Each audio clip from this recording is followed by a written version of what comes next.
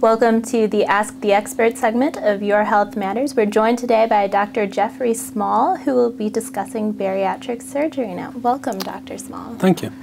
Now, let's start off with what bariatric surgery is. Bariatric surgery is the surgical intervention to help with weight loss and weight loss maintenance. Okay, so what makes someone a good candidate for this surgery? Well, there's specific criteria that are set down by insurance companies and the FDA for guidelines for criteria. Basically, for us, it's anyone 18 to 65 is the age range.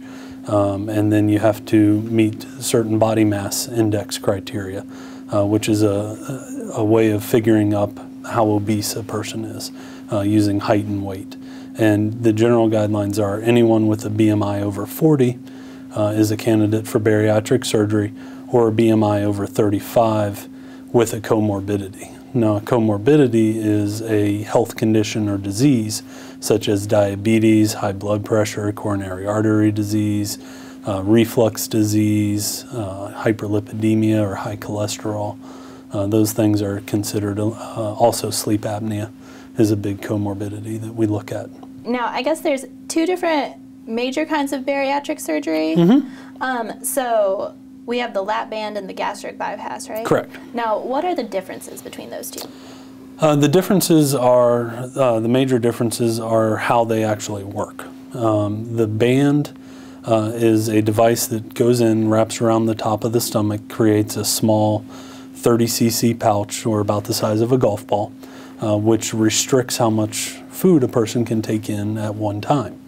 The bypass surgery does the same restriction part, except you actually cut out that pouch in the stomach, and then you bring a piece of the small bowel up, connect it to that pouch, so that you have the food going down one channel, the digestive juices going down the other channel, and they meet up approximately 150 centimeters down and come back together to start digestion.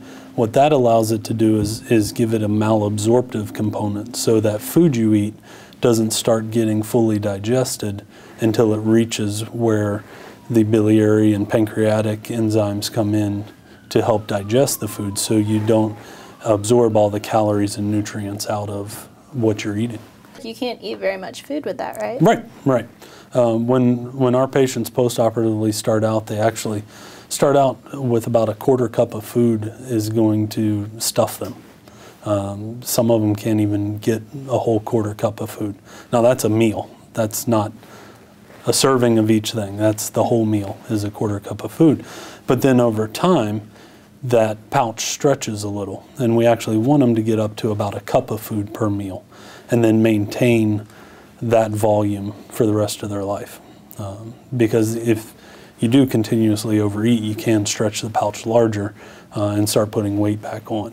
Well, it sounds like a great program you have running, and I know you're very busy, so I'm going to let you go. That's all right. Thank you so much for joining us. Oh, thank you for having me.